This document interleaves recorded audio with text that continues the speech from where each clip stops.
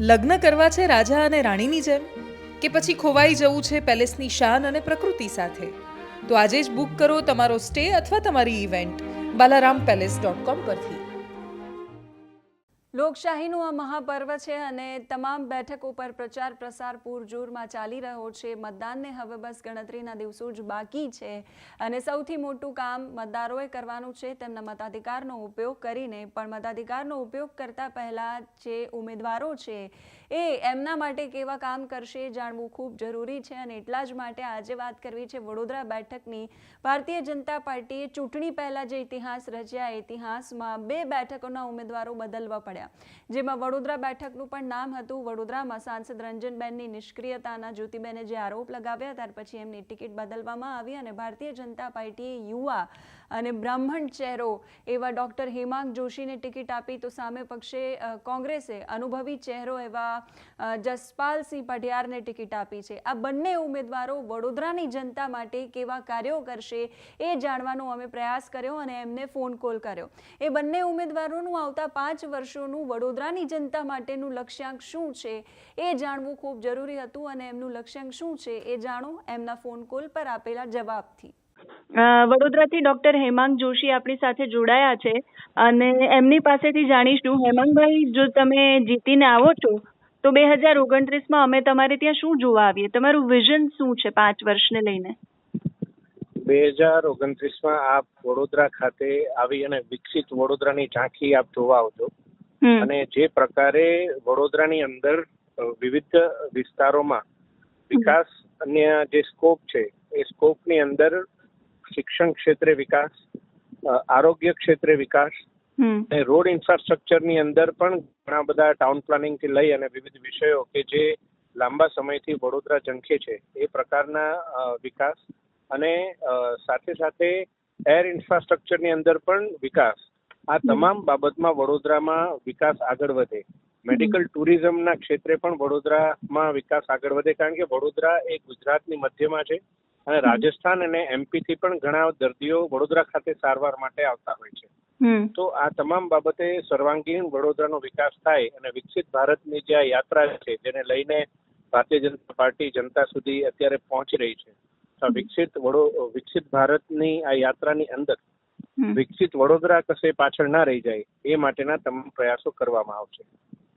આભાર હેમાંગભાઈ જમાવટ સાથે જોડાવા માટે. જશપાલભાઈ, કોંગ્રેસે તમને આ વખતે ટિકિટ આપી છે, રાઈટ? તો જો તમે જીતીને આવો છો તો 2029માં અમે તમારે ત્યાં શું જોવા માટે આવીએ? એટલે મારો પૂછવાનો અર્થ એવો છે કે આગામી 5 વર્ષની અંદર પ્રજા માટે તમે કયા કામો કરવાના છો? તમારું લક્ષ્ય શું છે? જો છેલ્લા 28 વર્ષથી એક સત્તું શાસન ચાલ્યું છે, એટલે કે ભારતીય જનતા પાર્ટીનું શાસન વડોદરામાં રહ્યું છે. પરંતુ જેઓ વડોદરામાં એમના માનનીય મુખ્યમંત્રીશ્રી રાજ્યના એમને ટકોર કરે, માનનીય એમના અધ્યક્ષશ્રી એમને ટકોર કરે કે ભાઈ વડોદરાના લોકોએ આ કામો કરાવી લેવા જોતા હતા, સુરત અને અમદાવાદ કરતા વડોદરા પાછળ કેમ રહ્યું? ત્યારે 28 વર્ષ જેટલા લાંબો સમય આ લોકોને મળ્યો, તેમ છતાં પણ વડોદરાના કામો ના થઈ શક્યા એ સ્પષ્ટપણે દેખાઈ આવે છે સામેથી. જેવી રીતે વડોદરામાં હાલની પરિસ્થિતિ છે, રસ્તાના જે પ્રોબ્લેમો થઈ રહ્યા છે, વડોદરામાં ડ્રેનેજોના જે પ્રોબ્લેમો છે, સાથે અત્યારની આપને ખબર હોય તો વડોદરામાં રોજે રોજ પાણીના ઇસ્યુ બહાર આવી રહ્યા છે. લોકોને પૂરતું પીવાનું પાણી નથી મળી રહ્યું. મહીસાગર માંથી જે મહી યોજના છે ત્યાંથી પાણી આ લોકો કરે છે, આજવાનું પાણી છે.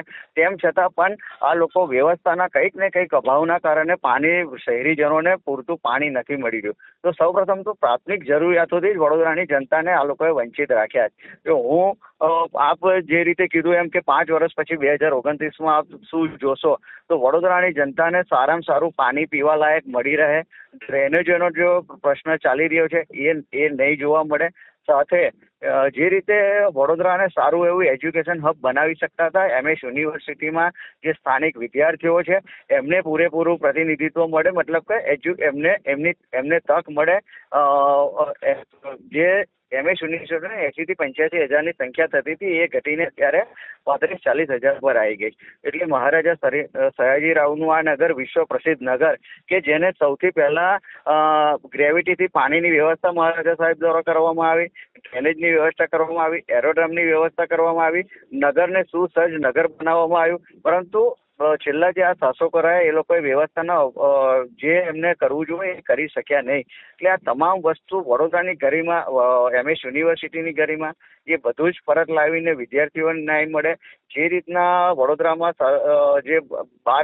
જે ભૂલકાઓ, શાસકોના પાપના કારણે 12 નાના બાળકો અને 2 શિક્ષકોએ જીવ ગુમાવ્યા, આવી ઘટનાઓ ભવિષ્યમાં ના બને એ માટે પારદર્શિતા રાખીને તમામ ક્ષેત્રે તપાસ કરાવીશું. સાથે જે રીતે તળાવો, પૂરની પરિસ્થિતિ વડોદરામાં પહેલા જે તે વખતે જૂના વડોદરામાં નથી થતી, પરંતુ જેમ જેમ દબાણો વધ્યા, તળાવો જે હતા એ તળાવો કંઈક ને કંઈક રીતે ઇન્ટરકનેક્ટ સીધા નદી સાથે હતા, પણ ઇન્ટરકનેક્ટિવિટી તૂટી ગઈ, જેના કારણે વડોદરાને પૂરની પરિસ્થિતિનો ભોગ બનવું પડે છે. તો આ બધી સમસ્યાઓથી નિજાત મળે એ જે તળાવોનું કનેક્ટિવિટી એ રિસ્ટોર કરીશું.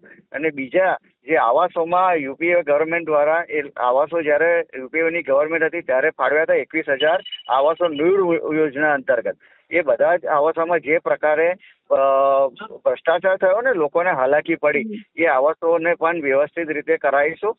અને વડોદરાનું જે વિશ્વ પ્રસિદ્ધ નગરી હતી એ નામ વડોદરાને ફરીથી મળે એવી દિશામાં કામ કરીશું.